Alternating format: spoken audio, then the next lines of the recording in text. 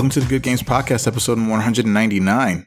Damn. This is a show where we talk about video games and game-related things. My name is Frank from Pond Manso, and I'm your host. And as always, I'm joined by the co-host of the show, Alex Nunez. What's up, man? Not much, man. It's a weird thing to have noticed that number just keeps going up. Yeah, it keeps growing. Sometimes you're not paying attention. You look behind you and like, God damn, it just keeps going. It's creeping up behind us. Like, yeah, Jesus. and you think that we do this every week, and it's like one number equals 1 week, and that's a long time. That's a lot of weeks. Yeah, that's a lot of weeks, man. That's a lot of weeks. That's almost 4 years. So yeah, that's something. I hope you guys enjoy the next episode, because that's going to be a kind of different one, but big one. Hopefully, if things go as planned, because they never do, ever. Nope. But yeah, all right. So yeah, nothing going on with you. Everything good?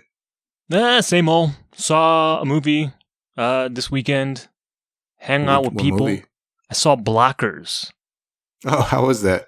It was pretty good, actually. Yeah. There's still, some tropes of the genre of that type of movie, things that you would expect to happen, but on the whole, it was done pretty well, and it was entertaining. Adults being childish. Yeah. The children being adults, and yeah. Yeah, for the most part, Yeah. And then it being R-rated, some weird sex stuff happens, and I'm like, okay. Yeah, weird sex stuff, yeah. That seemed to be like the trend, I think, in like 2000, like the early 2010s. Like that was like the thing, like with Bridesmaids and Horrible Bosses, like all of those like movies that came out with all the adults being idiots. And like with with the R rating, they were able to do some crazy ass shit. Yep. So I gotta say though, John Cena has some very well defined glutes. You gotta stare at some John Cena butt. That's cool. Yep. I mean, he does work out. He is a professional wrestler. So yeah, that checks out. Yeah, I will admit that I think he's like gotten a lot better at acting. Like I think he's found like his like where he fits in. And it's like with those like comedic roles. Yeah, like, I don't know that I've ever seen him in anything before this, because I know he did that Marine movie, which I don't remember hearing good things about that. There's also that movie 12 Rounds. I don't know if you heard of that movie. Nope. Yeah, it had an amazing concept, but he was in it, and I think that was like his first or second movie ever, and I'm like, ooh. It just didn't work out. So, but it was just, yeah. But I think he's gotten a lot better, because I think he was in like a cameo in one of those Amy Schumer movies that came out recently. Oh, okay. Like a year or two ago. And then he made this like amazing cameo appearance in another movie where like his whole shtick was like he was just like, he's like gay, but he's like trying super hard to convince everyone that he's not. And it worked out. It worked out really well, because his comedic timing I think it's gotten a lot better. Based on like those instances. Yeah. So. Yeah, he seemed to do really well in this movie. It was fun to watch. Yeah, cool. Cool, man. Well, I didn't do a whole lot this week.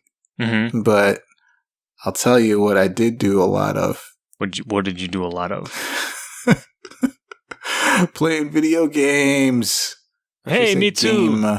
I singular. did a thing. Yeah, you singular. did? I played multiple, singular. Frank. Jesus, come on, man. What's wrong with you? I only played the one. Dude, I want to start talking about this game, man.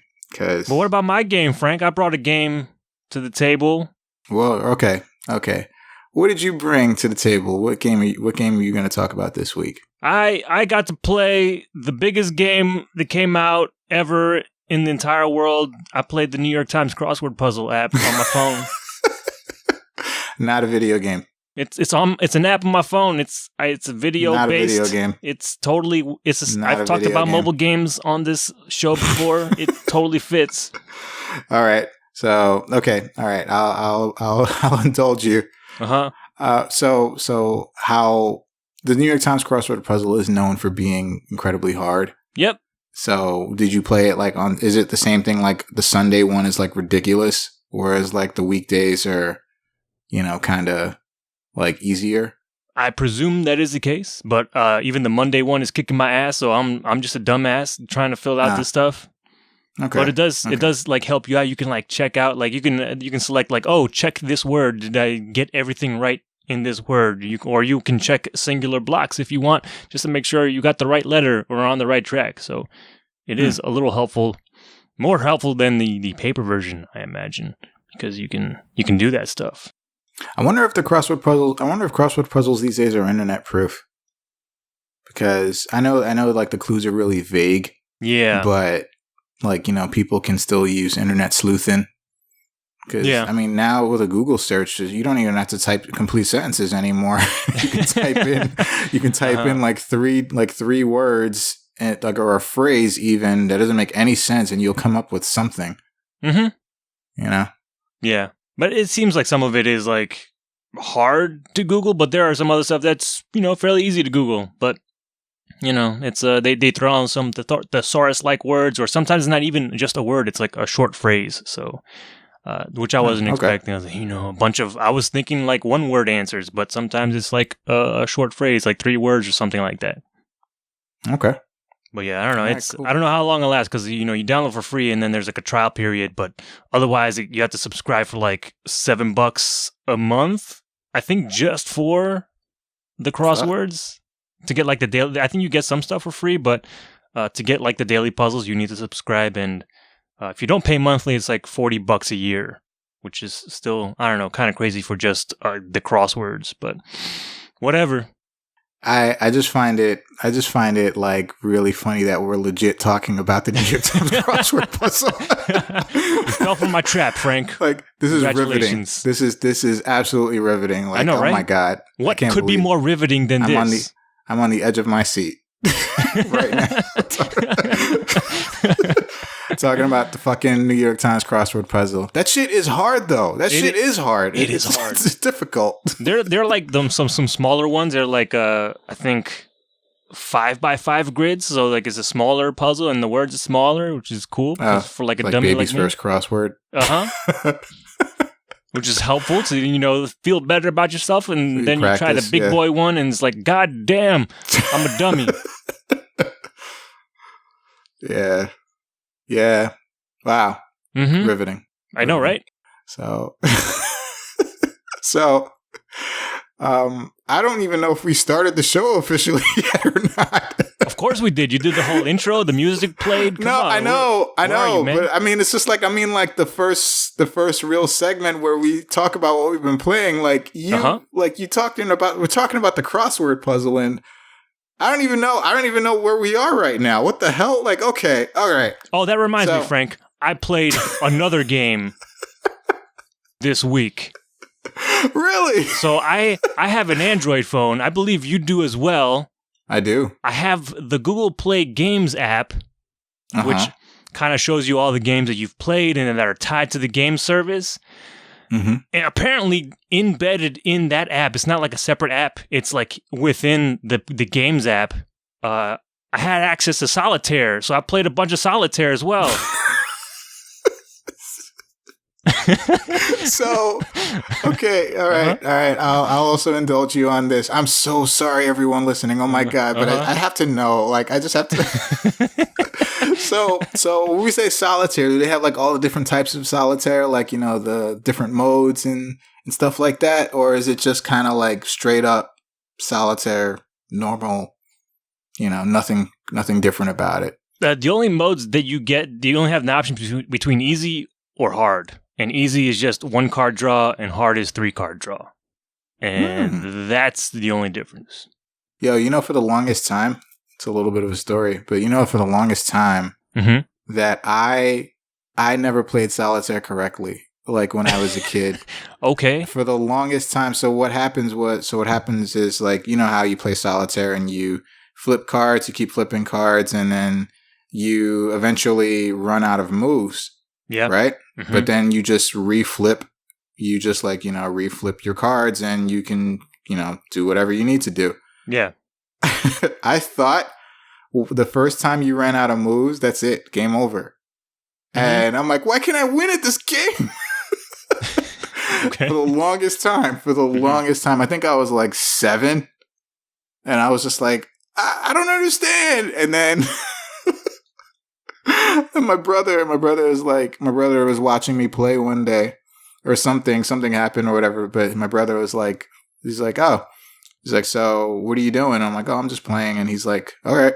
So he's like, you're almost at the end. And I'm like, yeah, because there were legit times where I actually, you know, won without like reflipping. So then when I got to the end, I'm like, fuck, that's it. My brother's like, what are you talking about? And I'm like, that's it. I can't do anything else. He's like, wow. He's like, do this. And I'm like, oh.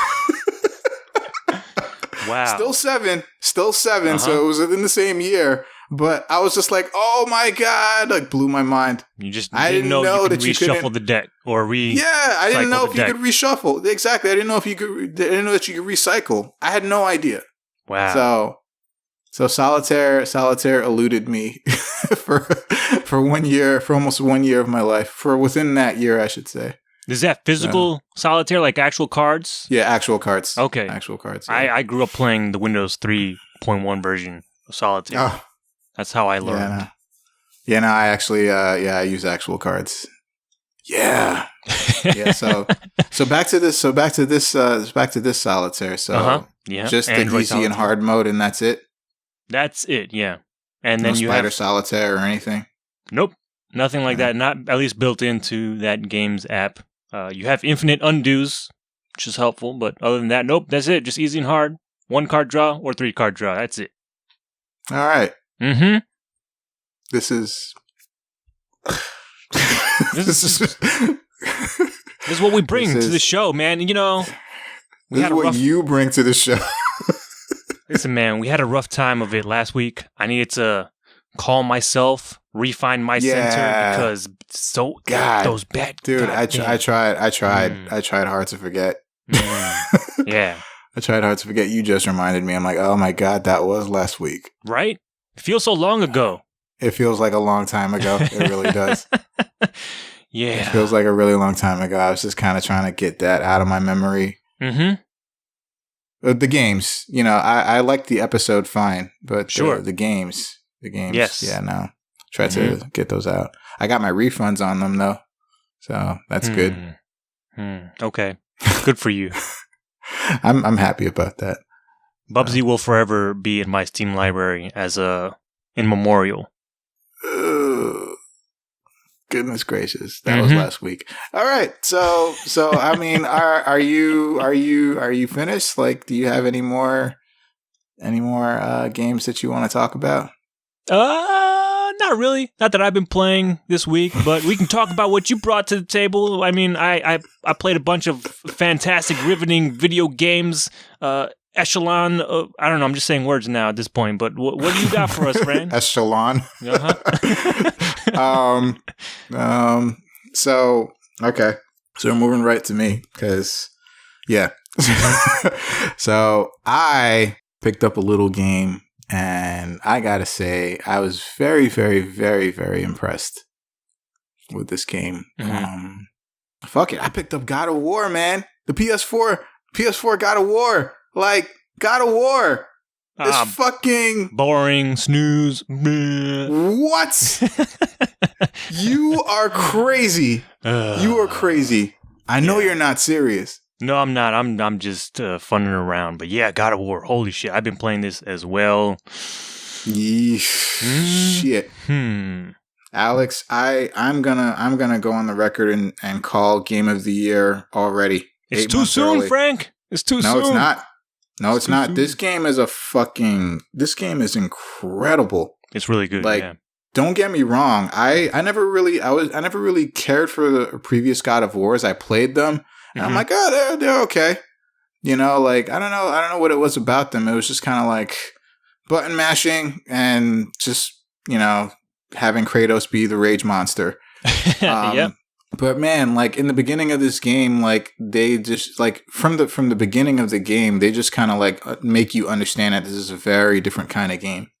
Yeah. And starting from the way it looks to the camera angles, which I will comment on later, to the way it plays, the way it moves, very, very different.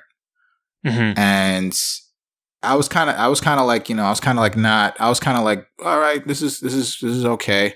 I like what's going on until I fought the stranger. And then I'm like, fuck this game. Mm-hmm. This game just fucking turned it all the way up. Yeah. And I had no idea like that I was in for this spectacle. And dude, that stranger fight was ridiculous. It was pretty crazy, yeah. Man, I think it just keeps going. Like, you think it's going to be over, it just never ended. Mm-hmm. It never ended. It was like, dude, it was crazy. Oh my god, I don't want to say too much because the game is still very new. Yeah, we should. Well, I think it's safe to say we're going to keep it spoiler free at least this week. Yeah. Like the game is still very new. Did you beat the game at all? I did. I completed it. Well, at least the story. There's still some side stuff that I want to do, but okay. But yeah, man, like graphics are great. I really like Atreus, his son, because he's actually really, really useful. You know? Yeah. Like you need him for platforming, yeah, but he's actually very, very useful in battle, and especially when you start upgrading his stuff. Mm-hmm. Super, super useful. Like I need to use him in order to kind of like clear out enemies or kind of like immobilize them for me to set them up for me to do my damage. You know, and it's really good that you don't really have to worry about him. He takes care of himself. Yeah, he takes care of himself. Like, you know, his AI has infinite life. Mm-hmm. I think there was like a few times where there was like an enemy that grabbed him. Yeah, and I think it was during a boss battle or two. Yeah, that happens on occasion, not very often, but yeah. Yeah. But yeah, man. But then, I will say though about that, like so you do have like a certain amount of time to, I guess, wrestle the other guy, him. Yeah, to get him safe. But even if that timer does count down, he doesn't die. He's sort of like down and out. But yeah, so you can't use his arrows. Yeah, yeah. So you have to like literally go to him once that happens and then pick him up. Which I thought the animation for that was fucking great because Kratos basically palms his skull and just like puts him up on his feet, like get up, boy. I'm like, all right, this is I'm about boy. This. It's a good, fucking, oh my god. So this guy, like I said before, how far did you get through the game so far? I'm basically at the end. I'm basically towards the end. Okay. So, like you might think you're at the end, but are you at the end? I know. Well, I just got.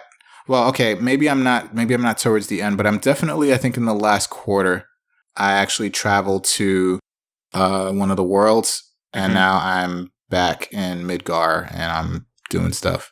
I'm just doing side stuff right now. Okay. I think you're about halfway, if that's where you're at. Oh, okay. Yeah. Mm-hmm. Yeah, so the game is fucking long. It feels longer than I thought it was going to be. Yeah, I thought it was gonna be like a nice maybe 12, 15 hours. Yeah. And I think it's a lot longer than that. Yeah, I think it's a lot longer than that. Definitely at least 20 hours. I don't think there's an in-game clock, so I can't say for certain, but no, there isn't. I think I finished it on Monday. I started it on Friday when it came out, and I've been playing just about every day, so I don't know, at least 20 hours sounds about right for completing that game. Yeah, this game, it's so, like I said before, it's so very different from the previous God of Wars. How do you feel about the combat? I like the combat enough. The problem that I have with this game, which I was actually going to mention later, but why not? Sure, do it now. The camera is ass. What? Like the camera is ass. The camera, I understand where it's like the camera's constantly behind Kratos. Yeah. But there are attacks that Kratos does that he does wide swings. So when you accomplish this wide swing, whether you hit or you whiff or whatever, the camera follows and is always behind him, but there's no enemy in front of you. So you have to keep adjusting the camera or adjusting Kratos, not the camera, but you have to keep adjusting Kratos to constantly face an enemy. And that is very, very like that. I'm thinking of a game of this level. I'm like, well, they probably should have addressed this. But I will say I understand why the camera is the way it is, but I don't think it excuses that in combat it's all like kind of all over the place just because it has to be behind him at all times. Have you tried locking on? Does that help at all? Locking on does not help. Locking on does not help whatsoever. I've tried. I even tried to like look up to see if there's any way to like any way to reset the camera at times, you know? Like the only way to kind of reset the camera is to do quick turns. Yeah. But even then it's a little disorienting because enemies aren't like standing still for you. They're always moving. You know? So that's legit the only problem that I have with this game. But it's not enough of a problem because again, I understand artistically why the camera is the way it is, where it needs to be, but it's not enough of an issue for me to like not say that this isn't an amazing game. You know? Yeah, I didn't have any issues with the camera, but I'm also like constantly adjusting it to survey my areas, my surroundings, see where people are. So like I'll be swinging in one direction and then I'll like, okay, somebody's coming from behind me. Let me swing it around while I'm attacking this guy that's in front of Kratos and then, you know, see where the next threat is coming from. So then I sort of line up my next shot. I mean, I understand again, it's trying to be a little more realistic in that sense. But because, you know, like you in a real fight, you don't have lock on. You don't have, you know, you'll have issues with like, you know, people being behind you always or trying to flank you or surround you or whatever. And, you know, you always have to constantly adjust the person's body. But yeah, like I just wish there was a way for the camera to be a little more like receptive or responsive to his movements, and especially if he does like wide swing movements, especially with that axe, man. Like that axe, like he if you do one or two heavies in the middle of your light attack, like that creates like that wide swing or the shockwave, but the enemies are already moving or the enemies get sent so like super far away, and it's like I'm just like constant camera adjustment, whereas I feel like I want to really be in everyone's face, but I can't because camera. But I understand. I get it. I get it. I get it because I will say the camera in battle is ass, but the camera for the rest of the game, fucking sublime. I mean, it's beautiful. The same camera, but yeah, no, but I mean, like it's beautiful. No, it's fucking beautiful, dude. Like, yeah, the game basically is done all in one take, like one shot. Like there's no edits, no cuts. Everything is like the camera follows you and Atreus, and it's like there's a person there, like a third person there that's moving with them, around them. Yeah, it's like a documentary style sort of camera movements for the cinematics, which is kind of cool. Yeah, it's amazing. I think it's amazing. I was reading up on the decision that the director made to do the game in this fashion, and he was saying like it was pretty risky to try to do it this way, but he's glad that it paid off. And he said even all the people on his staff didn't want to do that because it's extremely hard to do, you know. Although they did kind of cheat it in a couple of key places, but there's like there's points where you teleport or where the screen goes white, you know, like those, yeah, of course, you know, there are cuts there. But I mean, like all of the action scenes, even your battles, it's all seamless. It's all the camera is just there all the time, moving with you, moving around you. You know, dude, I was at first when I started this game, I was like, all right, let's see what this game has to offer. And then I fought the stranger. Yo. Fuck. And then I was like, yo, this game is ridiculous now. I like it a lot.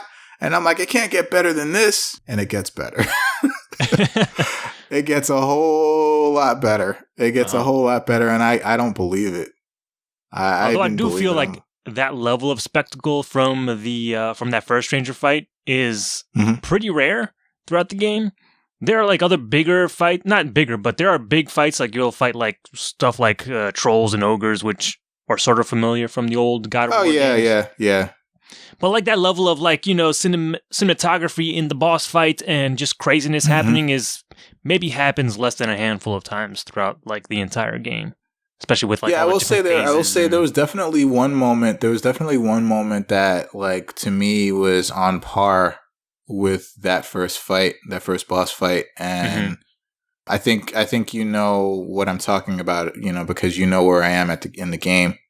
But there's that one part, and I was just like freaking out. I was like, "What?" I'm like, "This is amazing!" Especially the way it ends too. Is that when you're climbing the mountain? Yes, I think so. Okay. It's when I fought that thing. All right. Yeah. Yeah, when I fought that thing, the way it ends, I'm like, yo, that's like classic. It's like classic God of War. Good screenshot moment. There. Oh, yeah, big time. Big time. That pose, they got it down. Got it down perfectly.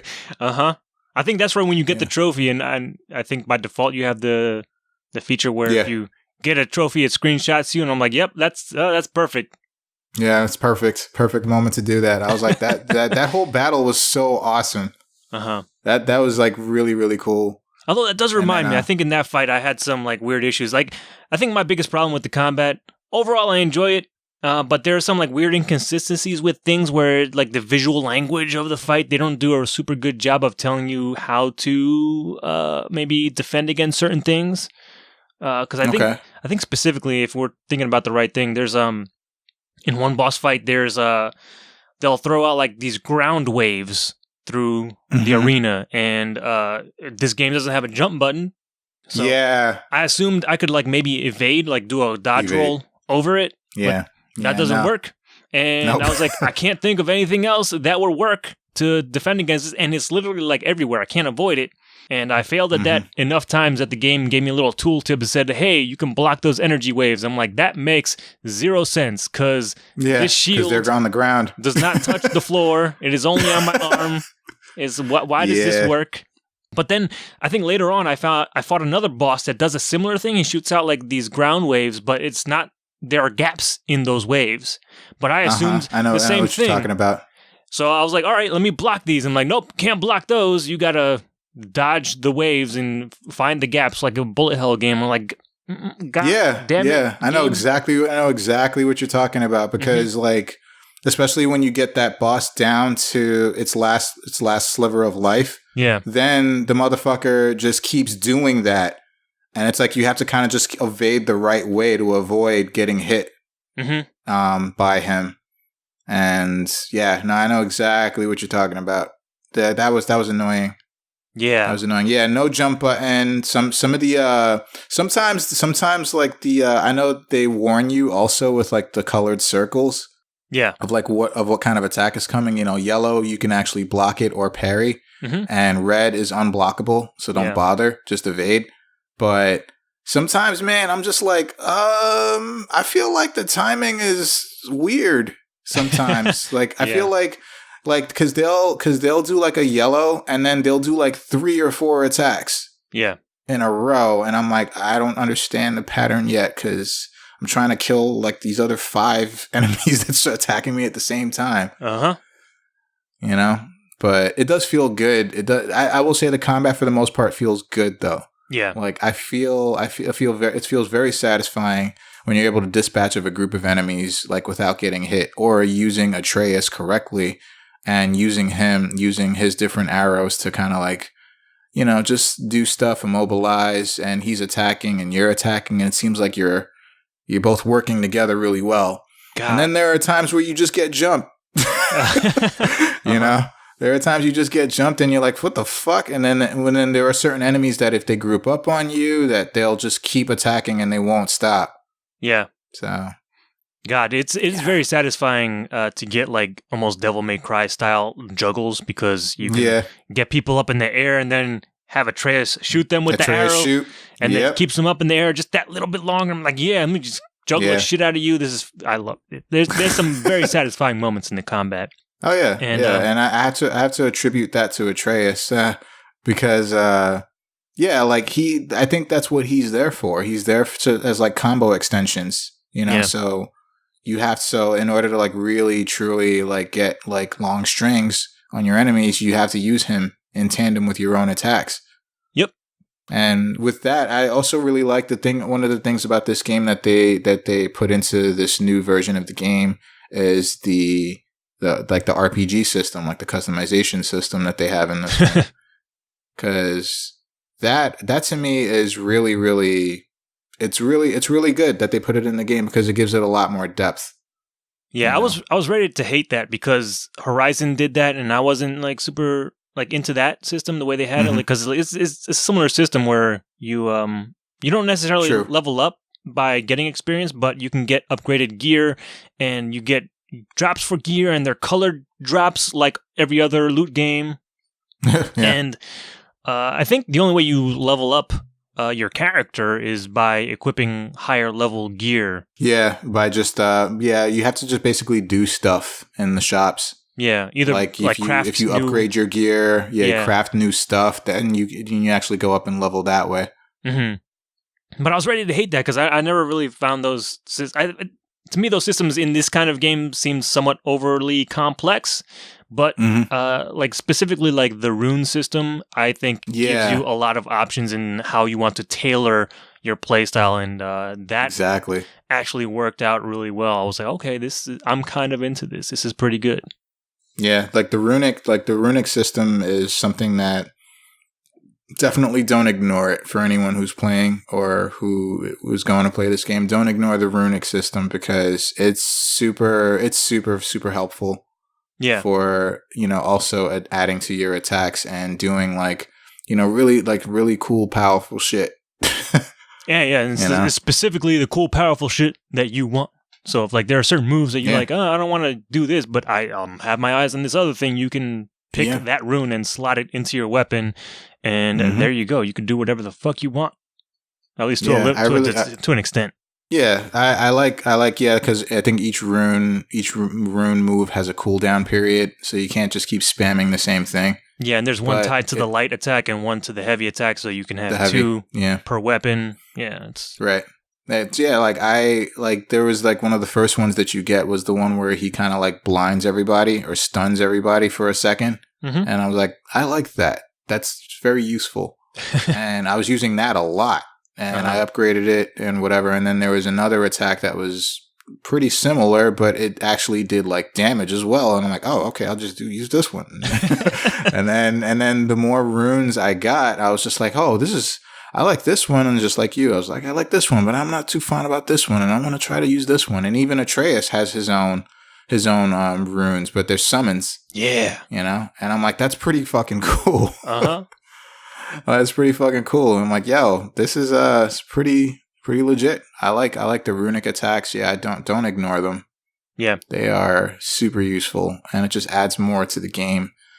God of War. I know. I feel like we're being really vague, but that's for a reason. We have to, yeah. Although this game, there is one story thing that I did want to discuss. I will keep it vague, but okay, you might have experienced some of this. Yeah. But there is a weird character turn that feels very sudden and almost comes out of nowhere. I understand where it came from, but it seems peculiar that it would manifest in the way that it does. Oh, okay. But then I think I know exactly what you mean. I was ready to buy into it, accept it to see where they would go with it. But then they almost throw it away as soon as it's intro. So I'm like, what the hell was the point of that? Why? Yeah, I know exactly what you mean. I know exactly what you're talking about. Otherwise, I have no qualms with the story. The story is fantastic. It is so fucking good. Jesus Christ. This is a superbly this game, well done game. In terms of the story specifically, yeah. This game, I think, like, on every level is fucking is amazing. Mm-hmm. Absolutely fucking amazing. Like, I will go so far as to say that, like, of games of its type, I think it's like the best that's ever been done. You know, and I'm comparing it to like Uncharted and Horizon and like all of those games. Mm-hmm. I think this game is the best, like the most refined, the best everything that's ever been done with this type of game. And they fucking killed it. Yeah. They fucking killed it with this game, man. Like, this is this is like one of the games you must play. You must play it. Like, this is a system seller, and just fucking play this game, man. It's so good. Yeah. Yeah. It's so very good. It's very good. Although, yeah, it, like, in terms of, I guess, the overall franchise, I'm surprised, even with like the new camera style, they are able to capture the incredible fucking scale that the God of War games are known for. Like, there are some crazy ass set pieces still. There are, like, dude, like, when you like, there were some moments where I was just like, this game is fucking, like, I was like, wow, like, wow came out of my mouth, where it was like the part, like, there were two parts where I was like, this is awesome. And they weren't even like action scenes. Yeah. It was just like spectacular cinema. Mm-hmm. You know, like, I was like, there's the part with the sea serpent when you first meet the sea serpent. Yeah. And I'm like, whoa. I was like, this is ridiculous. This is so crazy. Yeah, and the one continuous shot camera helps to make that even more surprising. Like, god fucking damn, this just came out of nowhere, even though I was following the action the entire time. Yep. Yeah, man, I was really impressed too by the travel room. When you get to the travel room for the first time, and they're kind of explaining what's going on with the travel room, and it's like everything like fits so perfectly together. The way the story was being told, and the music is amazing in this game. By the way, holy shit! Bear McCreary, shout outs, you fucking shout out big time. Good lord, you fucking good lord, you nailed it. Oh my god, big shout out to you, dude. Like, you fucking killed it with the music in this game. But yeah, like, in that travel room, like, everything like seemed so like well woven in, and like the light effects that they had when they were explaining like how it worked, and I'm like, this is like, I was like, whoa. Yep. I was like, this is amazing. And it looks spectacular. Oh, it looks so good. I'm playing like, on a standard PS4, and it's just like, god damn, it's just breathtaking. Yep. Imagine, man. I'm like, yo, I should probably get a Pro just to play this game. I was actually considering getting a Pro just so I could see this game in 4K. Oh man, it's beautiful. This game on all levels is like the best. It's the best. Like, I'm calling it. I don't care. It's 8 months early. But I think game of the year right here. Like, and if there's a game that comes out later this year that beats it out, that game is going to be like, that better be a fucking perfect game. Because this game is as close to that as you can get. Yeah. You know, it's hard to imagine right now where we're at. Yeah. Fuck. It's up there. God of War is fucking serious. Like, yeah. Damn. And I love, like, even like the puzzles and stuff, like just going around finding chests and stuff. All that stuff is super compelling. Just trying to solve the puzzles and figure out how to get to different areas. Like, it's got that Zelda-like vibe of trying to figure out all these weird environmental puzzles. I'm like, okay, this game has me in its thrall. Yeah, I'm searching every single nook and cranny. Like, every single nook and cranny. I'm just like exploring like crazy. And there's a lot of like extra stuff, side stuff to do in this game. It's crazy. It's not like quite open world game, but there's a lot of side stuff and separate paths to check out. I don't know. It does open up after a certain point. In my mind, it's more of like just a big ass Metroid game. Because it's not, you can't like completely pick a direction and just go there. You have to walk these set paths and set levels and stuff like that. But there's that one big hub area where you're in the boat. You can go around this big ass lake and then find these other islands and stuff like that. But that's as open as the game gets, it seems. But yeah, there's plenty to do. Even if once you beat the story, you can keep on going and do more quests. And I do like that Atreus sort of affords the game designers to like put in these side quests, because normally Kratos could not care less about helping other people. Pretty much. So it's like Atreus is like naive and young. He's like, yeah, let's help them out because we're like, let's help them. And Kratos is like, no. I care like not Kratos, for your worries. Yo, Kratos is like he's a terrible dad. Like, no, at least in the beginning. He's in the beginning. Dad.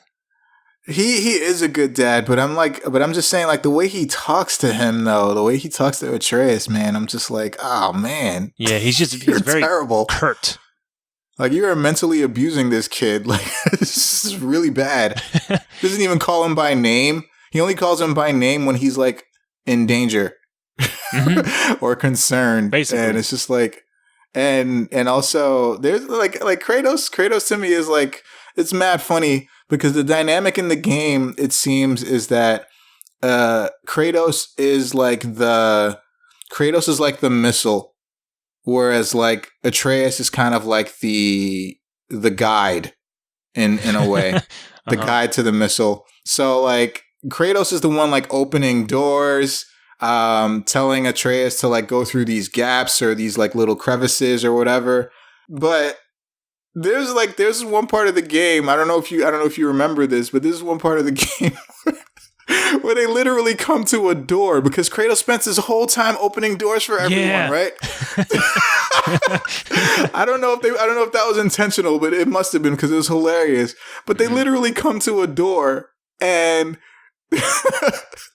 Atreus is like, no. Kratos is like, I can't open this door. It has no seam. I can't. He's like, it has no seam. I can't open this door. This is no door. What do I do? It's like he was so lost. And I'm like, this is hilarious. Because this is like, that's all he does. That's like all he does in the game. Like as far as platforming wise, jumping and opening doors. That's all.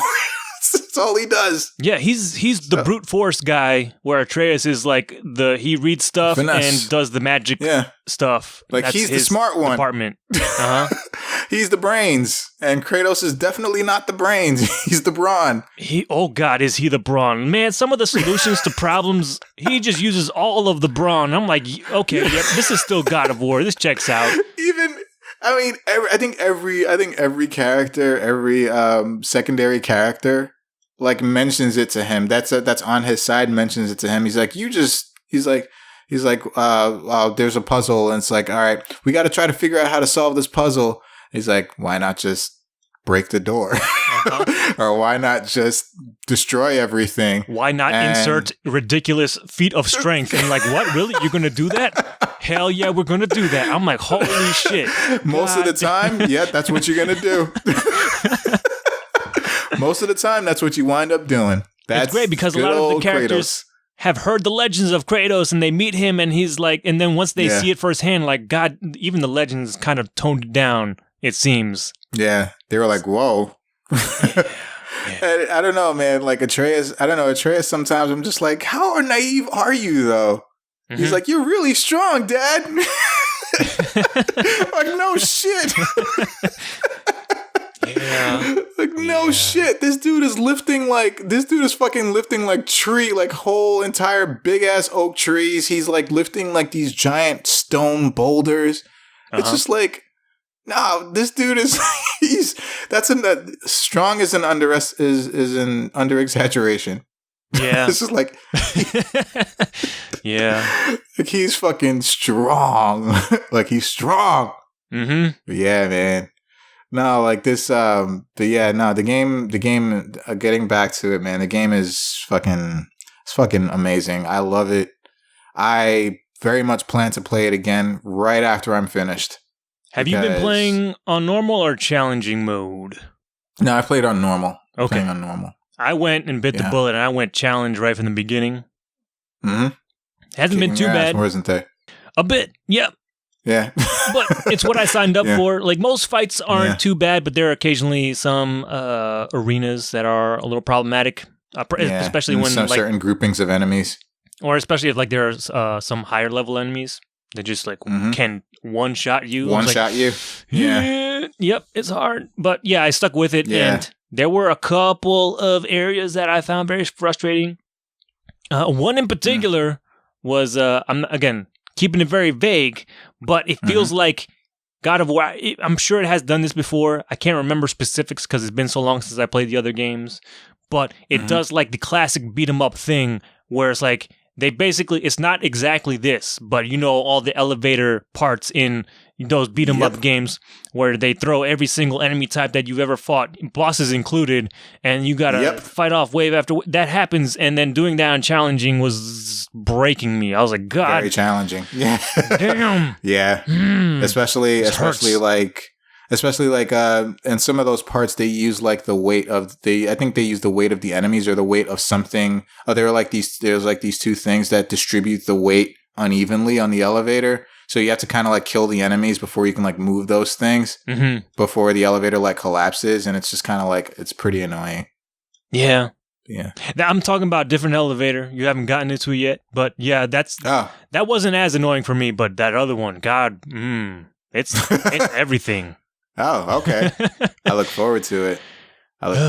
Yeah, like I'm dying. I'm looking forward to like the boss battles, man. Like more boss battles, because like it seems like every like major boss battle, like not like mini boss battles like the trolls or the ogres or whatever, but like major boss battles. Because every time I've encountered like these major bosses, I'm like, this is fucking amazing. I love it. Yeah, I'm like, I love all of it. So yeah, and I will say that the side quests are actually pretty important. Like they're not just there for the sake of being there. Like most of the side quests offer actually more to the story. Yeah, or just to the world, like building the lore. It's just all super compelling. Yeah, it's actually worth it to do the side quests, like because you get more out of it. Yeah.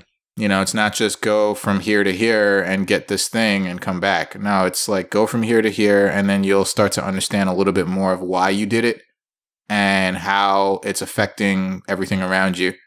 Or just like even additional dialogue between Kratos and Atreus. That's also super rewarding, just to get more insight into their relationship. Yeah, I also like the time in the boat. Like whenever you're boat in the stories. boat, like boat stories.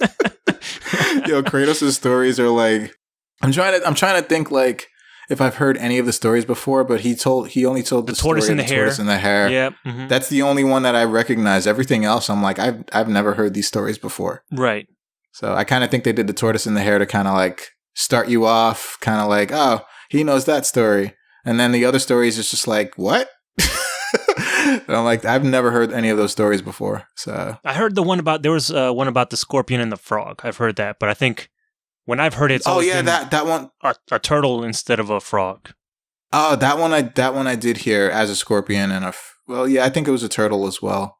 Because in the game it was a frog, but for the scorpion, it makes more sense for the scorpion to be on the shell on the back of a turtle rather than a frog. Yeah, But no, I've heard that one too. But after that, I'm like, And they do a very smart thing with that, because once you get on land, they stop.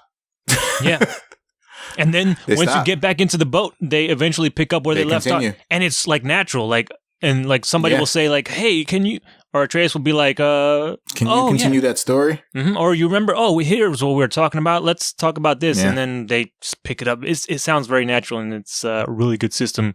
So you're not interrupted, and you don't have to fear missing out on some incidental dialogue. Mm-hmm. I like Kratos. Kratos at one point, for me, he says like, "No more stories when we're on land." Yeah, and I'm like, okay, like God, stories are for the boat, boy. Stories for only when we're on water. Yeah. But yeah. Nah, this game has so much to it. Like the whole using your weapons as secondary, like a secondary tool to solve puzzles or to platform, in certain ways. Like I like that too. Yeah. And they're not just for throwing. Like you can actually use them offensively while throwing your weapon. So that's good too, that they actually have a second use that's used actually very useful. Yeah. Yeah, man. God of War.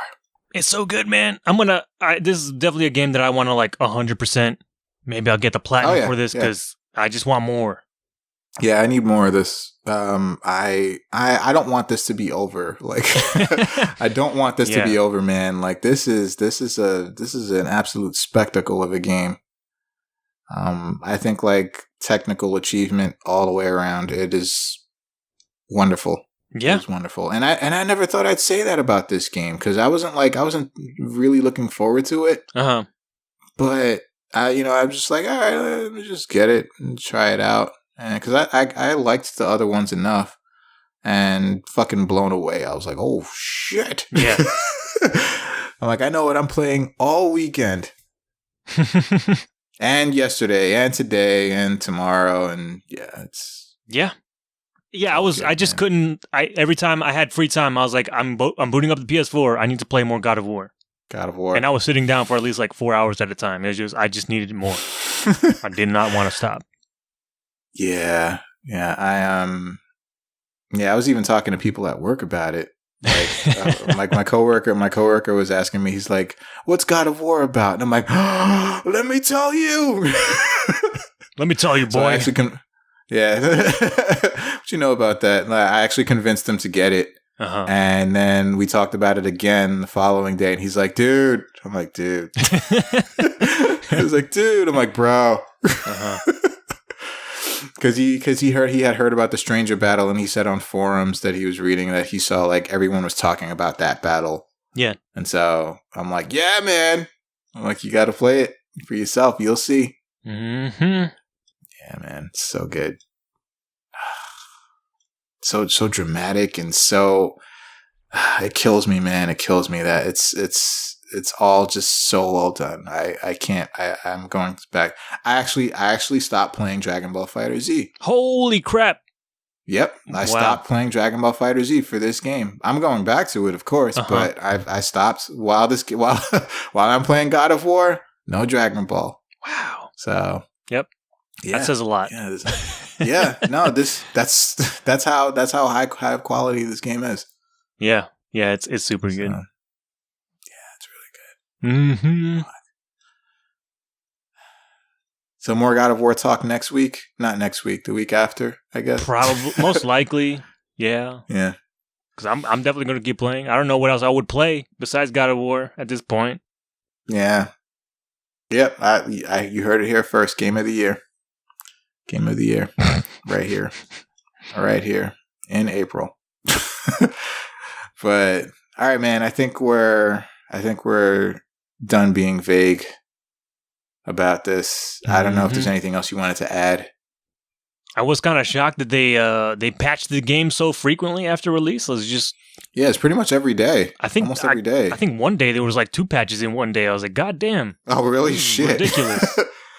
Yeah, it's been pretty much every day. The game's only been out for 4 days, and it's been patched pretty much every day. Yeah. So. Yeah, but yeah, the fucking game is dope, and I even though I was having some problems, I am glad I played it on challenging because it was I think the experience I wanted. It was just that. Yep. Yeah. Lasted that much longer because I died so many times. It's all good. I really wish you could carry more than one resurrection stone, though. Like, I didn't even bother buying those, but I died so much. I'm like, what's the point? One is not enough. Yeah, no, there were times I'd be pissed though. Like, it's just like I get to a part that I die at, and it's like I start off with, you know how they restart you with so much energy, but then there'd be like this certain wave of enemies that just like completely just destroy my life. Yep. And I'm like, Kratos goes down, and I'm like, fuck, I have no rage. That makes an appearance too in this game, of course. Spartan But Rage. I have no Spartan Rage, and and it's like I die, and it's like you have like about 2 or 3 seconds to really consider if you want to bring yourself back. But then I'm like, what's the point? Yeah, because as soon as I get back up, they're only gonna resurrect me with so much life, and then I'm just gonna die so quickly again. And then if you die, you come back with full health anyway, so might as well die. Yeah, restart the checkpoint. Yeah, and the checkpoints are actually pretty like frequent, even though you really don't see where they are. No, for anything there's like, no autosave icon or anything. But yeah, which is crazy. I'm like, okay, because it took me a while because you press the start button and there's no options right away. You have to press another button to get the options, and for a while, I didn't even know you could manually save. I was just like, okay. I was leaving it up to up to faith that the game was saving for me. It's like, all right, I guess I'm going to quit the game. I hope it comes back to where I left off next time. But yeah, if there was at least some indication that, hey, the game has saved, or there is an autosave already taken care of for you, that would give me some peace of mind. But yeah, checkpointing is great, especially in certain like longer boss battles. Like it'll checkpoint you in specific phases of the boss battle, which is really helpful. Yeah. Yeah, it's always welcome. Mm-hmm. The magic of video games. Yep. You can resurrect as many times as you want. Yeah, I'm gonna be playing more Dad of Boy, which is my favorite alternate title of that game. Good lord, Dad of Boy. Jesus. Oh my god, I'm really eager to see like how everything shakes out though. Like, what happens? Yeah, I mean. I will say they do keep it open at the end, so I'm sure there's going to be more room for more God of War games in this world. Okay, I'm happy. Yeah, I'm happy about that because again, I never thought I'd say that about God of War, but this, yep. And it's so weird too because it's kind of like a hybrid. It's like a sequel. It's like a C-boot or a requel in a way, like. It actually continues where the last game left off, but it's like a different timeline. Well, he's in a completely different place. There's a different cast of characters. The only really returning character is Kratos, but all his baggage from the old games carries over. Yeah, it carries over. It's just like what? But it's recontextualized, and he's grown from his experiences. He's been through some anger management classes, which is great. He sure has. Especially when you get to that stranger battle. I'm like, dude. Yeah, man, I was like, you let him do that to you? Holy shit! You have grown, Kratos. I am proud of you. I'm like, the younger you would have fucking put this dude into the ground. And then you realize he can't quite do that. Yep. So I'm like, oh fuck. So yeah. Oh man. Yeah, no, it's Kratos has definitely changed. He is the only returning character, but they do have a ton of callbacks to the first few games as well. Yeah. And it's like, so they acknowledge that they existed, but in a weird way, it's like they didn't, so it's weird, but I like it. I like it. I'm okay with it. I'm okay with this game. This game is great. Mm-hmm. I am as well. I love this game. Yeah, I love it. It's fucking, I cannot stop talking about it. I'm going to talk to my coworkers again tomorrow. I'm like, dude, how far did you get? Where are you now? Mm-hmm. Yep. Yeah. All right. So that's it for what we've been playing with the riveting crossword puzzle and Solitaire. Yep. And Game of the Year is right there. Those two. Yeah. No. Those years have passed. They didn't come out this year. Uh-huh. So we're gonna do something a little different. We're not gonna go into headlines immediately. So we actually had a request some time ago. I would say about a month ago. Mm-hmm. Close to a month ago, from a good friend of the show, Mark Knuckles Carter, who's been on the show a few times. What up? So, hey, what's up, man?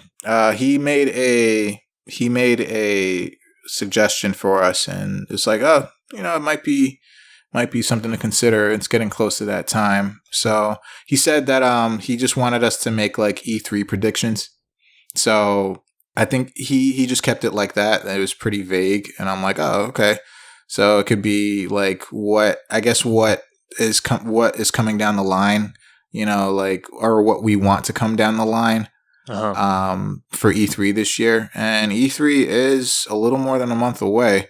So, I thought we could like go ahead and just kind of like talk about what we think is like, what we think is going to, what games we think are going to kind of like make an appearance, or kind of make an appearance, or definitely not make an appearance, but we're just hopeful that they do. Mm-hmm.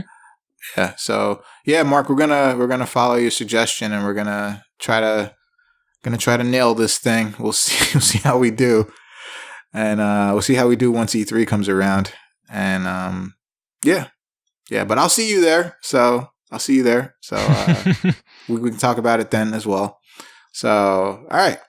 So I don't know. Do you want to go first? What do you think? What are you kind of thinking about this whole thing? Well, I feel I want to start make an obvious prediction, because let's start safe. Why not? Mm-hmm. But it seems like with some of the things that have been happening, Splinter Cell might make a resurgence. Because we haven't had a game in that franchise for a while, and Mr. Sam Fisher made an appearance in Ghost Recon Wildlands. Okay. With Michael Ironside returning as the voice. So I was like, this is interesting. But yeah, I don't know. I feel like Splinter Cell will be announced in some form or another. And I think if it does get announced, it will be released next year, 2019. Okay. That is one of my predictions. All right. I'll also go with another pretty, I think, most likely going to happen one. I'm going to go with Halo 6. Okay. Because Xbox needs one right now. Boy, do they. They need something. They need a W right now. Anything. Something. They need something right now. I would even go so far as to say maybe Gears 5 or like a Gears spinoff. Mm-hmm. But they need something right now, and I think they're most likely going to have another Halo game announced in some way, shape, or form. Yeah. So it's been too long. Yeah, I think. Yeah, it's been a while. And I think it's really going to happen. I think it's going to happen.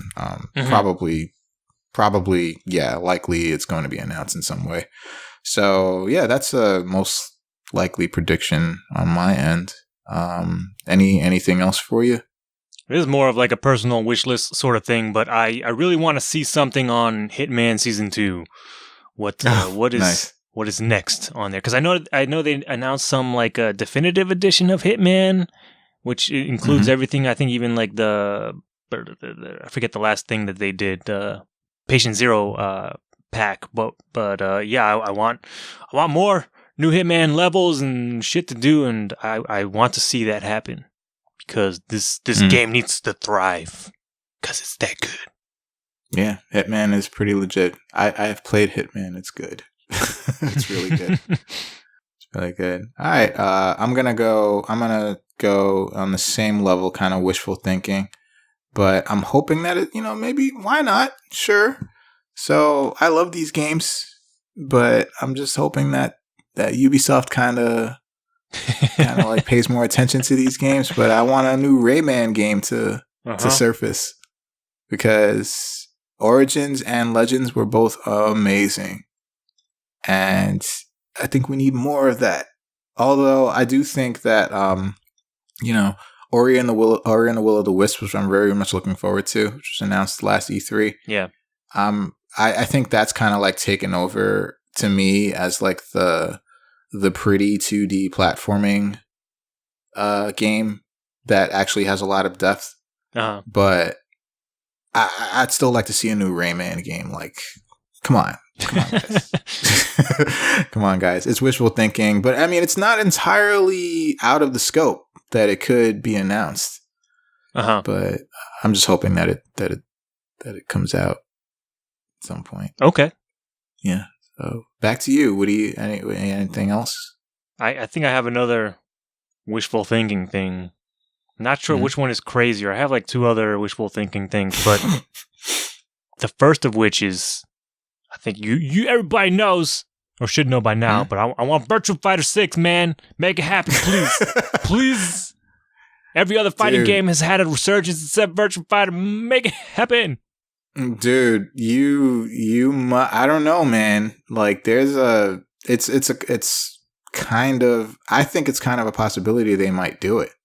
Especially with Yakuza being released and you can play Virtua Fighter 5 on it. Yeah. And, you know, I mean, there have been, like, Virtua Fighter, like, hasn't completely died. You know, especially, like, with that. Like, it's still being played. And I'm sure if it comes out, people will play it again. And, you know, like, some of the characters have made guest appearances in other games. Yeah. Like, you know, that are pretty recent. So, I don't know, man. I don't know. I don't know either. You might get your wish. You should pray to the Sega gods. Just be like, hey, please, please, just do this for me. Yeah, I'm hoping. Yeah, man, that'd be pretty tight. All right, so I'm gonna go for a no fucking way. Like this is not gonna happen, but I'm super hopeful that it could happen. I'm gonna go with God of War 2.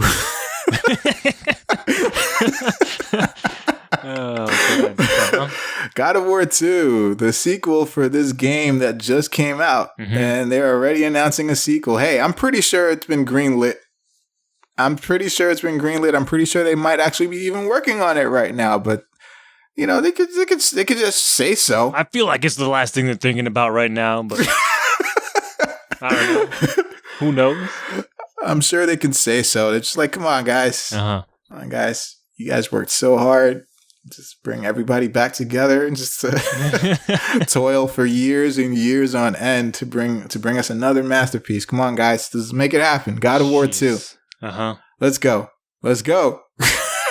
Not even DLC, just straight for the sequel. Nope. Straight for the jugular. Just go for broke. Man. Let's go for broke. The whole sequel. No DLC. Okay. Yeah. Yeah, that's a no fucking way, but if they do say something about it, I'd be like, no fucking way. Told you. Oh, man. I told you.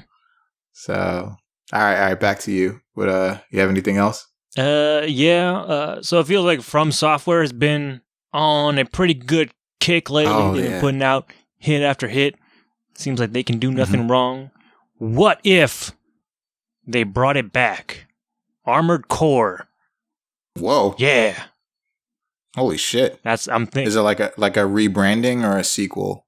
I don't know. Maybe like a rebranding or some reboot or just some like reinvention to bring it to the modern age. Okay. But that's what I'm thinking. Right. They're going to show maybe some new Armored Core game at E3. Because, I mean, why not? People like big robot mechs. All right.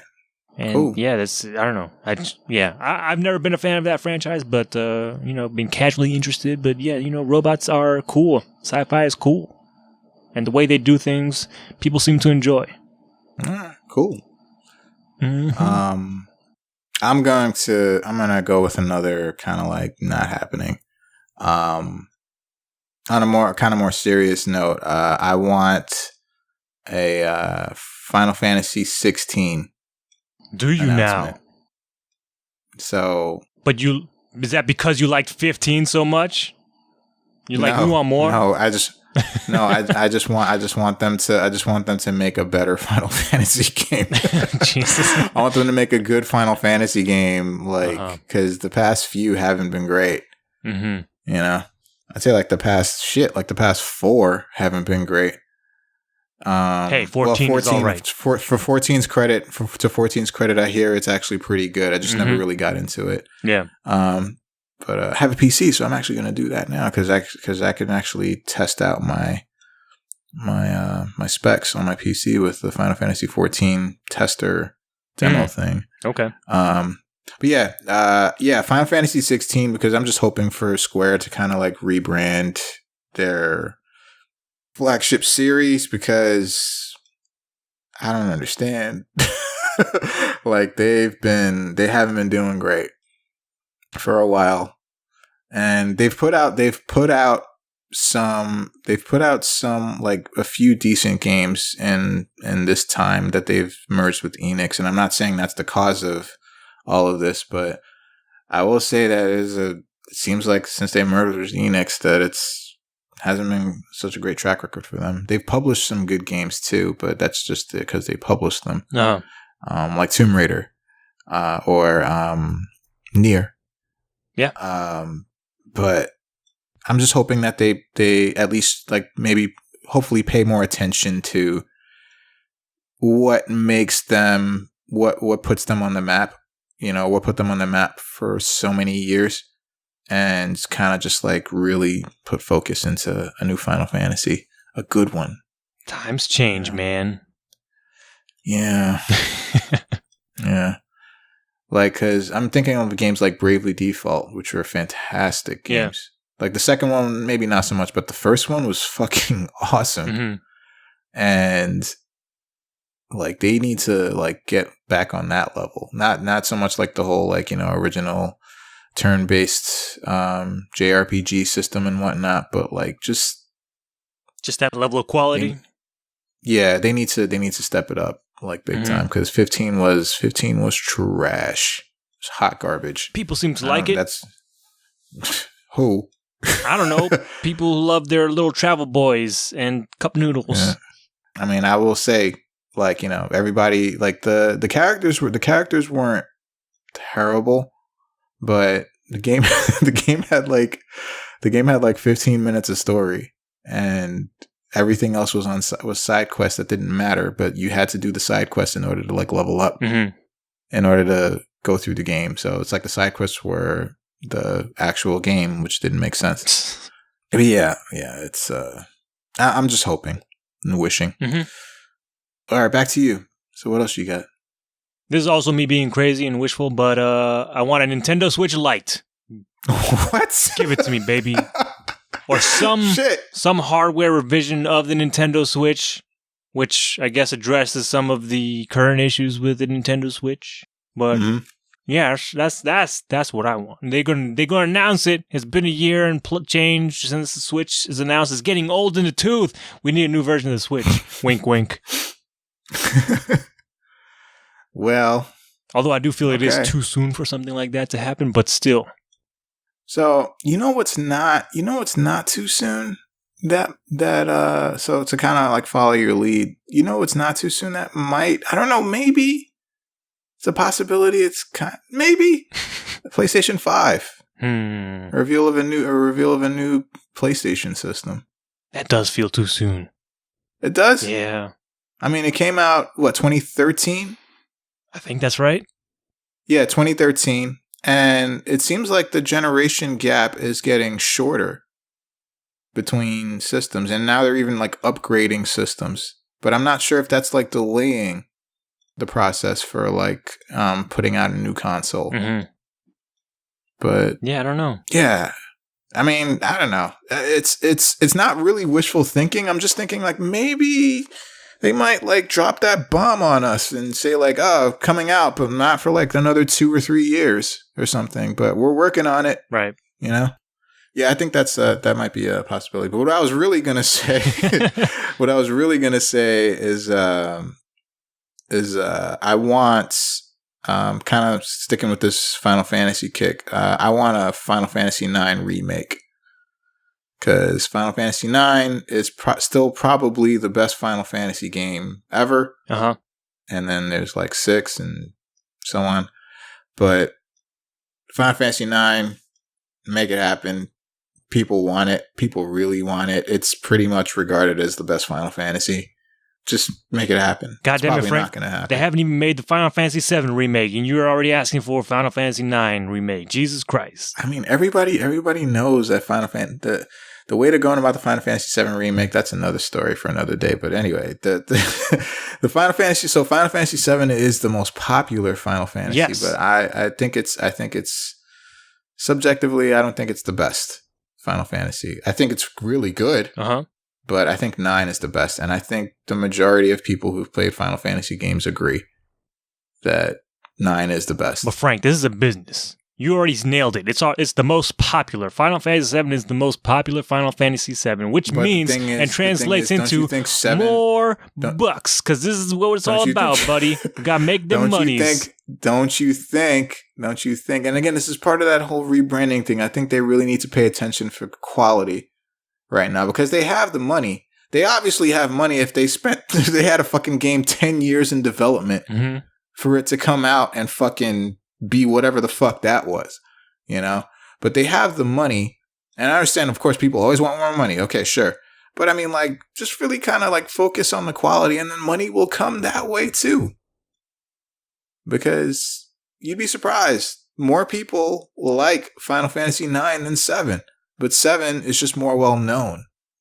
Yeah. That's all it has going for it. But the thing about that is Final Fantasy VII has been beaten into the ground. Let it die. It is done. It is over. Like, it prints money. I'm looking forward to the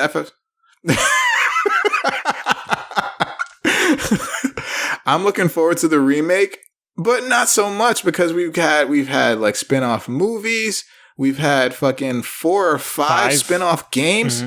I think. You know, I'm like, come on, guys. Like, the game is done. Like, we know Final Fantasy VII. We understand. It's a good game. It really is. Yep. It's a good game, but it's time to let it go and move on. I mean, if you want to do this whole thing, move on to other Final Fantasies that were probably better. You know? But nobody played. So. Oh, snap. Final Fantasy IX? Are you crazy? Compared to 7, I don't know. Jury's out. I think, and it's ironic, because I think because of 7, that's why people played like 8, 9, 10, and so on.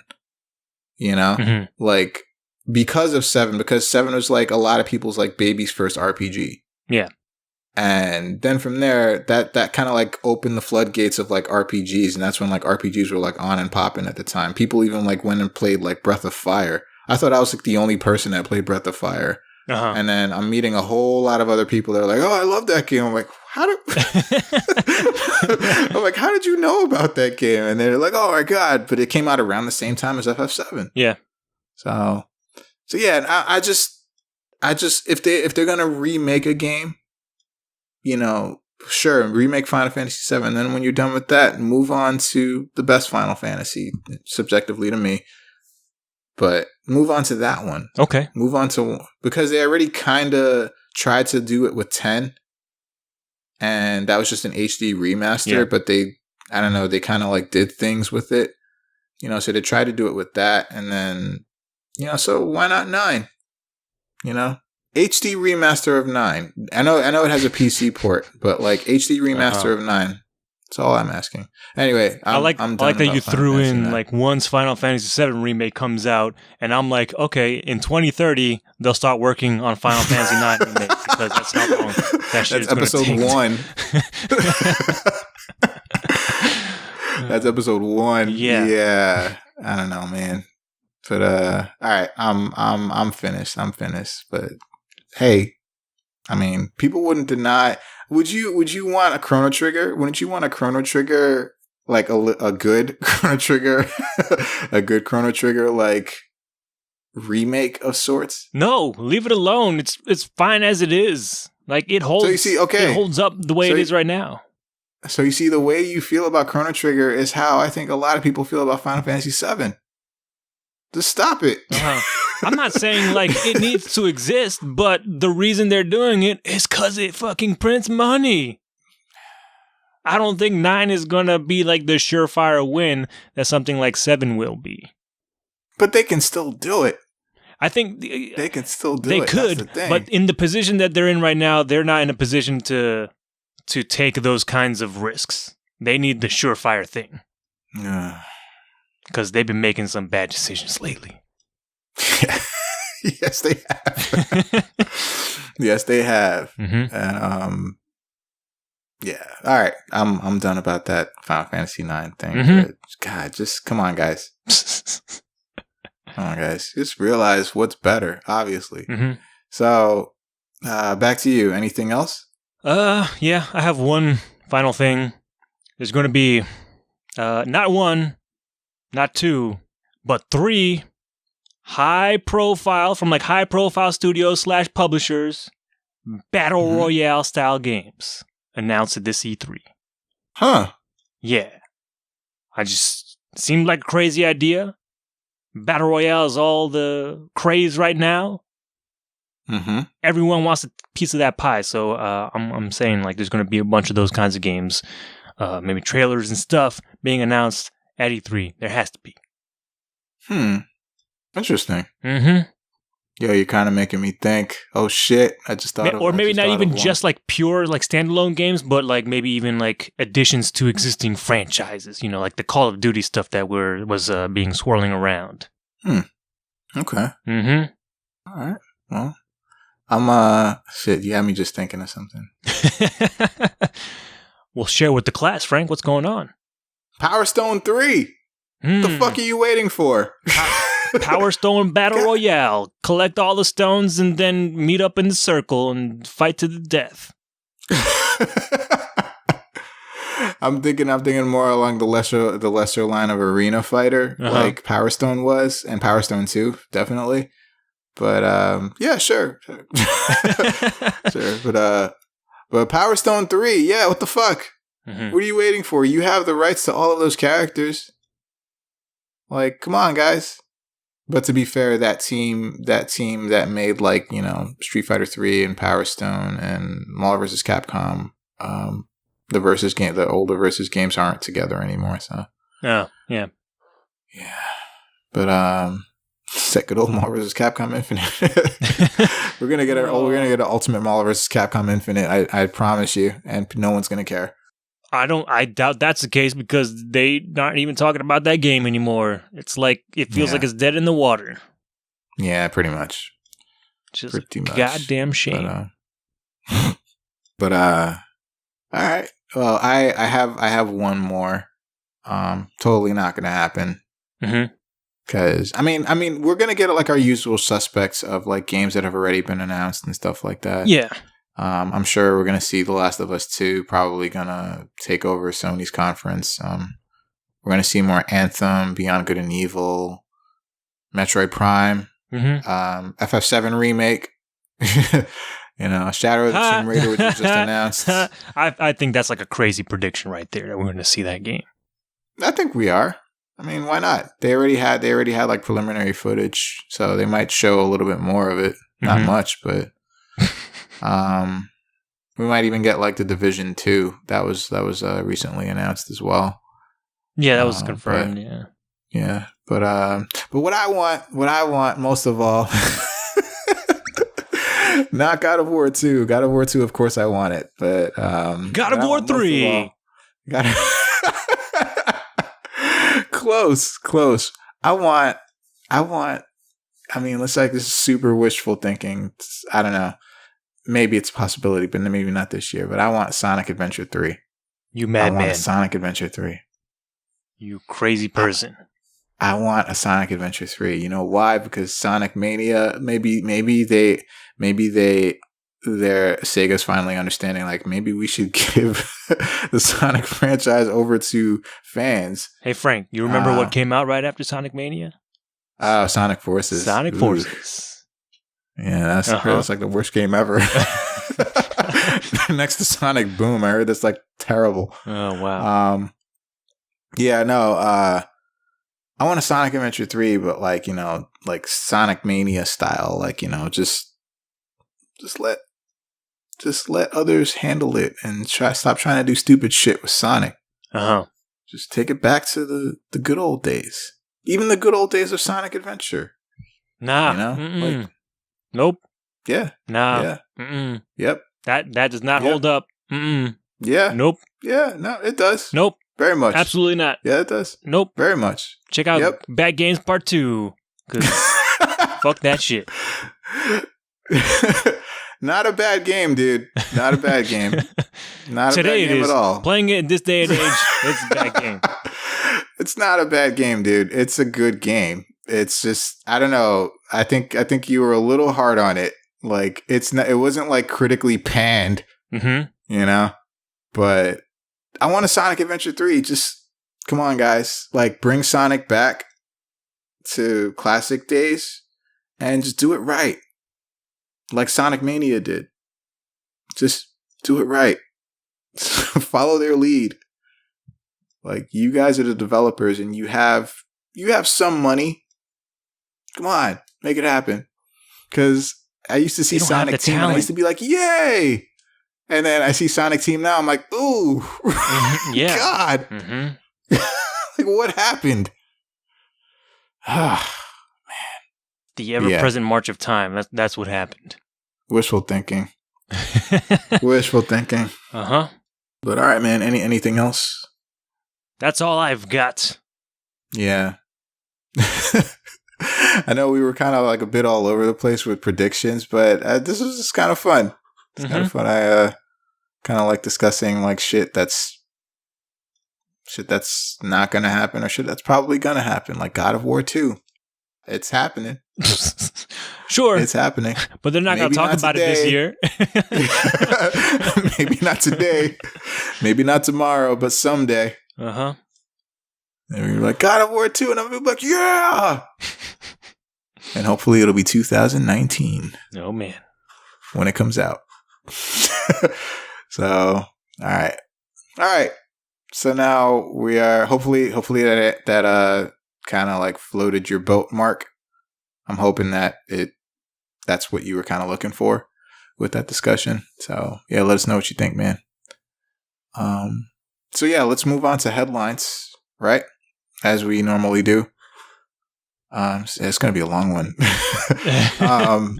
So as we always instruct you to do, please go to innercitygeeks.com so that you can follow along with what we're going to be talking about. So, kind of continuing the trend from last week, it seems. So I think we talked about the Puzzle Fighter game on this show, correct? The mobile game? I don't think so. No? Okay, I thought we did, but in any case, that there's that Puzzle Fighter game that Capcom put out, and apparently it was doing well. It seems in the first few weeks, so people just like, oh, okay, that's it. It's doing good.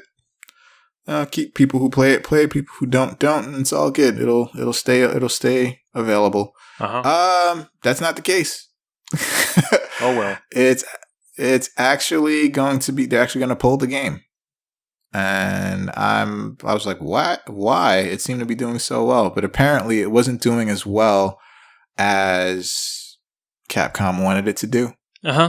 And the team, the Capcom team, the Vancouver team, they're actually going to be moving on from from supporting this game, and they're going to dedicate its focus to the Dead Rising franchise. And so, yeah. That's it's pretty sad news because I honestly thought the game was doing pretty well. So I don't know if you have any thoughts on this. I know at one point I downloaded this game, I played it for like 5 minutes, and then immediately uninstalled it. I don't know, something put me off to the thing. I think it was just primarily the aesthetics of it was not super compelling, and I was just no, it's not. I'll download like mobile stuff, but I don't want this on my phone anymore. Damn, you went so far. It's like, I'm gonna install this. Yeah, that's all I have to say about Puzzle Fighter. I don't know. It sucks that it's at least the devs aren't going anywhere. They're not being laid off, at least according to this report. So that's positive. They're doing something. They have another project to work on. Yeah, but yeah, that's it's pretty sad. I was like, whoa, no idea that was happening. So. All right, so the next headline is about E3, and there is a press conference schedule that is up, but it's not complete because Sony, I don't think they've announced their time yet, their time slot yet, and their day, and people still aren't sure of what Nintendo is doing. Like they're not sure if they're going to be doing the Treehouse thing again, or maybe make an appearance, but most likely. Or they actually did a Nintendo Direct. They did a Treehouse first, then a Nintendo Direct, and now we don't know what they're doing. Okay. Those are just disclaimers. So now, the schedule so far is EA is going to be presenting on Saturday, June 9th at 11 a.m. Pacific. Microsoft is Sunday, the following day, at 1 p.m. Pacific. Bethesda is the same day at 6:30 p.m. Pacific. And Ubisoft is going to be Monday, June 11th at 1 p.m. Pacific. So it seems like if Sony makes their announcement, usually Sony does it Monday night. Yeah. And I'm not sure. It might be the same case this time around because the slot is open. So, yeah. But that's the schedule so far as it is. And I'm sure we might be updated soon on that because E3 is very close. Yep. And, yeah. So, I don't know. Do you have anything to... Are you looking forward to any of these? Yeah, I look forward to all of them for the most part. Yeah, it's just, Me too. Fun watching those press conferences and seeing all the crazy reveals and stuff that happens there. So, yeah. It's just weird, though. I don't know. Microsoft typically goes Monday. Now they're going Sunday. It seems like people are inching like earlier and earlier in the week. Like EA is doing Saturday, which is bananas. Because I remember when Bethesda did theirs on Sunday, when they first started doing press conferences at E3 a couple years ago, Sunday seemed crazy because, everything starts on Monday. But nope. Now we're even going back to Saturday. But I know Saturday. I think EA is not even on the show floor or doing at the convention center. They have their own thing going on. So maybe that's part of it. Yeah, Microsoft as well. They're actually not going to be... I mean, of course, they'll be on the show floor, but they're going to be doing like everything else, like in the other place. I forget what it's called at this time. Okay. But yeah, the Coliseum, I think that's what it's called. Right. But yeah, they're going to be doing all of their stuff over there. So it's like, oh shit. Yeah. So, but yeah, everything seems like it's just being spread apart. I mean, from my perspective, it's good that some of this stuff is happening on the weekend. Just it's a more relaxed milieu to watch these things live streamed, but. It's at the same time bizarre. Yeah, they also want to get that stuff over with before us horrible fans get to actually set foot in there. You disgusting plebes.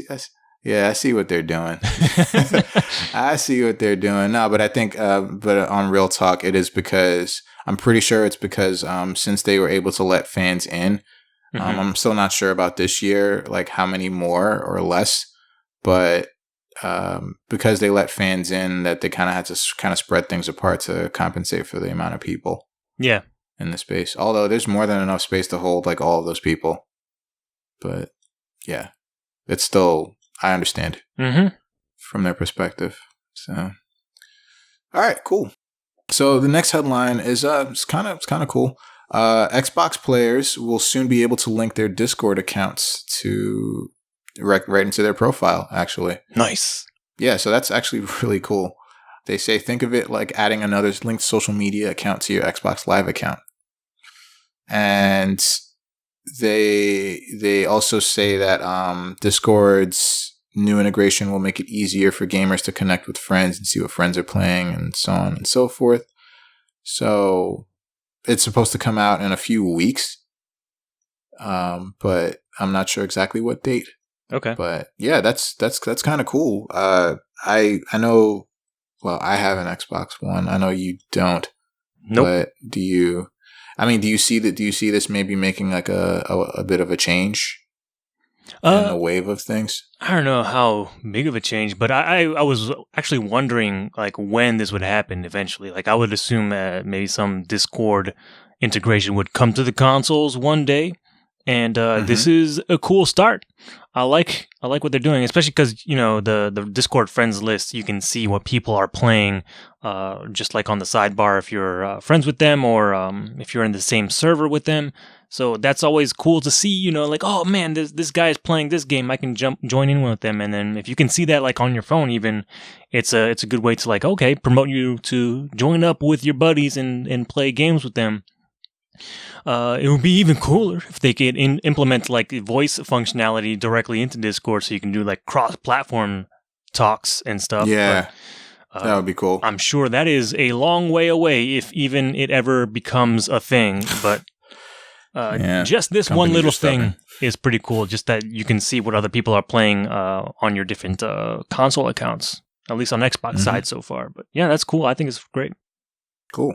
Yeah, I think it's really cool. Like, I think it's like, well, it's about time. Yeah. I mean, yeah, it seems like, I guess maybe it was just like waiting for a good platform in order to like kind of like do something like this. And it seems Discord's like perfect for that. Yeah. It's all about fucking games and shit. Mm-hmm. So, yeah. All right, cool. Yeah, next couple of weeks, it says coming weeks. So hopefully sometime soon for you Xbox users. I mean, I know I also have one. It's still there, but interesting. Okay. It doesn't get a lot of playtime, if at all, in the past few months. So all right. So next headline is that Valve acquires Firewatch developer Campo Santo. Cool. So they announced, was it today? Nope, a couple of days ago. They announced a couple of days ago, Campo Santo announced a couple of days ago that it's actually joining Valve. So they apparently were in talks, and it just seemed like to them like a natural kind of deal, because they still get to work on the games they want to work on, but Valve will kind of like oversee everything. Mm-hmm. And the article also mentions that acquiring a developer like Campo Santo may be the first step to Valve making games again. And we'll see about that. So their game In the Valley of the Gods will be released as a Valve game, but it doesn't mean that the game won't be PC exclusive. Like, it'll still be created for all the platforms. It'll just have, I guess, Valve as a publisher. Mm-hmm. And yeah, I think it's a pretty good get. Hopefully it works out for all of them.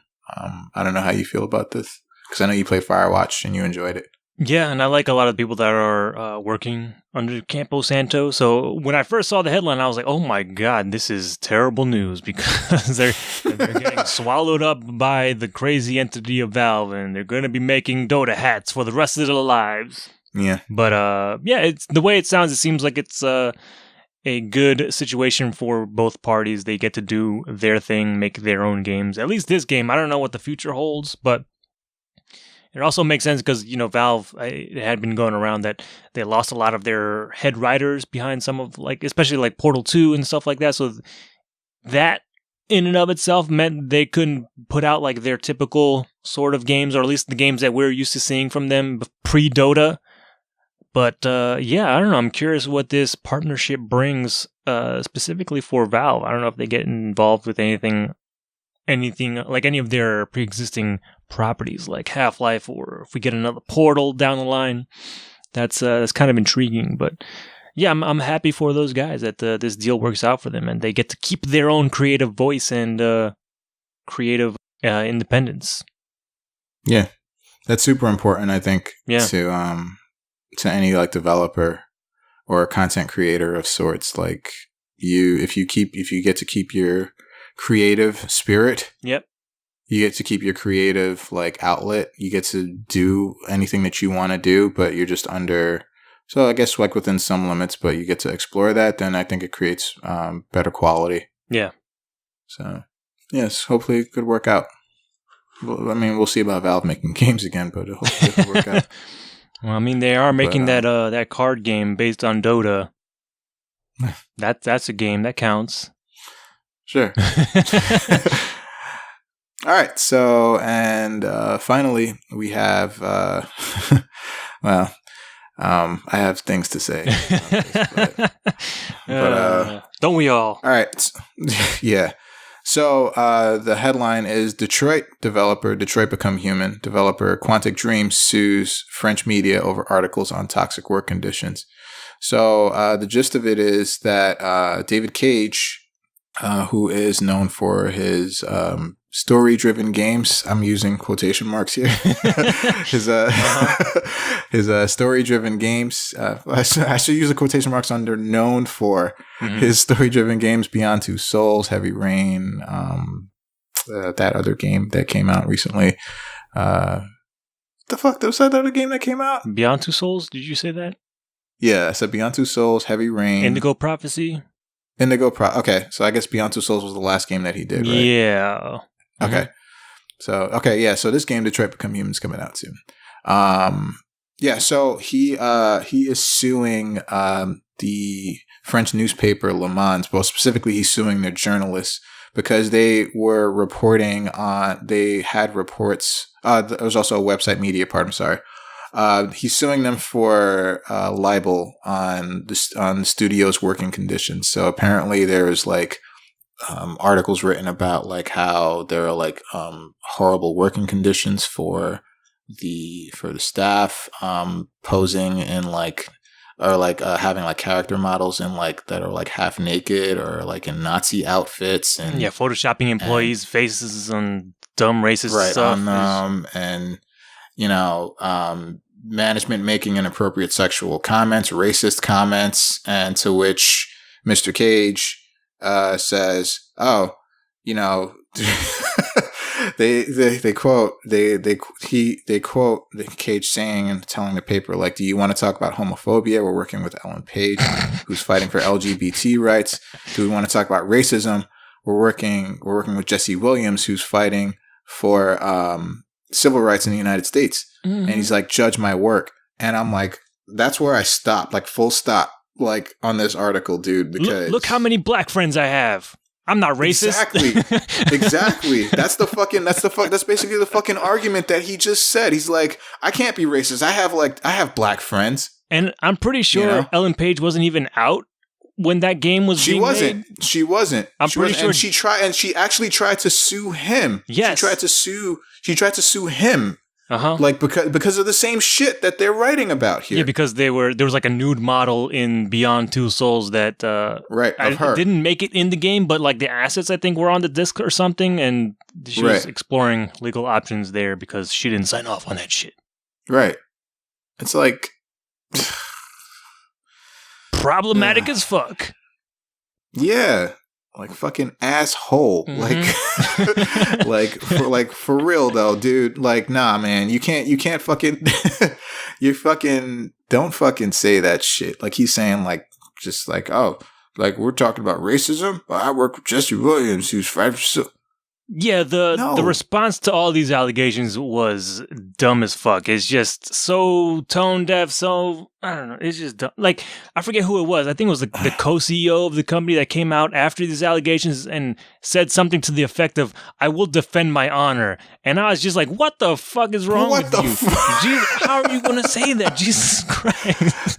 Yo, like for real though, I'm just like, And then the thing is like over all of this, right? Like the dude has the nerve to say the dude has the nerve to fucking sue the journalists, who wrote these things. I mean, of course, journalism is journalism. They should have sources and blah blah blah blah blah. But I'm not defending the guy. But it's just like that's his whole claim. He's like, where's your proof? You don't have proof. You know, right. I have proof of not being racist because I have black friends. I have proof of not being homophobic because I worked with Ellen Page. It's not even I have black friends. It's just I worked with this black guy one time.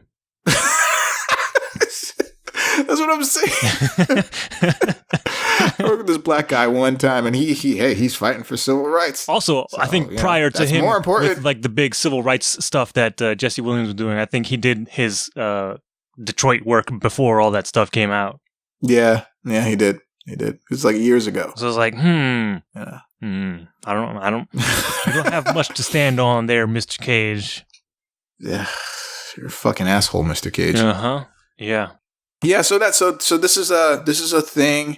He's trying to sue the newspaper and the website, which also reported. Him and the whole studio or something. Yeah. At least him and the other co-CEO of Quantic Dream. Yeah. So I don't know. I don't know. I feel like I'm just like there's nothing much more to say. Yeah. Fuck that dude. Yep. Fuck that dude. That's fucking not right. No, that's not right. That's not right to do at all. Yeah, especially in this day and age where people are coming out and acting on these allegations and treating them truthfully. Yep. He is like, no, fuck that. That's bullshit. That's not the right way to approach this anymore. Come on. Get with the program. Yeah, not me. Never. No. Mm-hmm. No. Yeah, it's soured me on the new game. I've enjoyed David Cage games in the past. They're weird and quirky and sometimes problematic with their subject material, but they tend to do some interesting things in the gaming space that no one else is doing. But man, I really don't want to support this game at all if this is their attitude towards the people that work for them. I'm right there with you. I kind of was looking forward to it, but I'm not anymore. I'm legitimately saying I'm not anymore at all. Yeah, same. This is fucking ridiculous. This is it's not acceptable anymore. No, it's not really. Nope. It's really not though. Mm-mm. But yeah, fucker. So so yeah, that is gonna do it for headlines for this week. And we're going to move into new and upcoming releases, and Alex is going to tell us what we can look forward to. So please go ahead. Yeah, so for this week of the week of April 24th, we've got South Park, The Fractured Butthole is making its way to the Nintendo Switch. It's going to make like a toilet joke because you can play it on the toilet, but I couldn't figure the connective tissue there, but you know, you can make up your own at home and send it to us, and maybe we can say it on the air or something. I don't know. Also this week, we've got Battletech for the PC, Cluster Tumble for PlayStation 4, Code 51 Mecha Arena for PlayStation VR, Cosmic Star Heroine for the Vita, Dead Secret for the PlayStation VR, Devious Dungeon for PS4 and Vita, Emily Wants to Play 2 for PlayStation 4 and Xbox One, Firefighters Airport Fire Department for the Nintendo Switch, and also Firefighters The Simulation for the Nintendo Switch. Frostpunk is out now for PC, Galgun 2 for PlayStation 4 and Switch, Hello Kitty Cruisers, that's Cruisers with a K, for the Nintendo Switch, Jolt Family Robot Racer for PlayStation 4, Just in Time Incorporated for PSVR, Pick a Pix Color for PS4 and Vita, Subaria for Xbox One, The Invisible Hours for Xbox One, The Swords of Ditto for PS4 and PC, To Leave for PlayStation 4, Bullet Witch for PC, Runestone Keeper for Xbox One, Where Are My Friends for the Nintendo Switch. They're gone. Oh no. I'm so sad. A Robot Named Fight for the Nintendo Switch, Agatha Knife for Xbox One and Switch, Another Lost Phone, Laura's Story for the Nintendo Switch, Dream Angling for PSVR, Ghost Pilots Arcade Archives Neo Geo for the Nintendo Switch, Korg Gadget for Nintendo Switch for the Nintendo Switch, Lightfall is now out for the Switch, and finally I have one Friday release that's worth mentioning, and that is Jotun Valhalla Edition for the Nintendo Switch, or I believe it's pronounced Jotun based on all my Jotun. God of War playing time. God of War now. time. Yep. Yeah, I thought it was like Jotun, like Jotunheim, but it's Jotunheim. I was like, oh, yeah, because I remember hearing that in like the Thor movies, and I'm like, in my mind, it's like Yodn, but nope. Yeah, Yodel, like Yodelheim or something. Like, but yeah, it's Jotunheim. I'm like, oh, yeah, you learn something that's new. easier. Yep. But yeah, that's gonna do it for all our new releases this week. All right, cool. So that's it. We are done with this 199th episode. Oof, oh boy. Goodness gracious. So before we officially go, we would like you to visit innercitygeeks.com if you're not there already or you haven't done so in the duration of this episode, because that's where we are located and where we have a bunch of stuff sometimes regarding everything geek. You can listen to our episodes on our YouTube channel, Good Game Podcast. And while you're there, you can just subscribe. And yeah, once you do subscribe, you can just keep listening to our episodes because you get those little notifications. This new episode is up. Yeah. Mm-hmm. And you can also listen to us on iTunes where you can leave us a review. And that's the best thing that you can do for us. Just let us know how we're doing so we can adjust accordingly. You can listen to us where all podcasts are available to be listened to, basically. And I want to encourage everyone that if you're going to do any kind of Amazon shopping, that you go to innercitygeeks.com first and then click on the Amazon banner on the right-hand side of the page.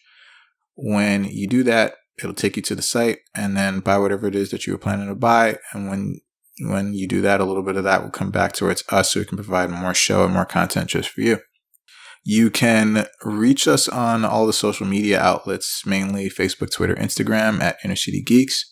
The Twitter for this show specifically is at Good Game Podcast. And you can also email us at goodgamespodcast@gmail.com. And that is going to do it for this one. And I'm going to go back to playing God of War.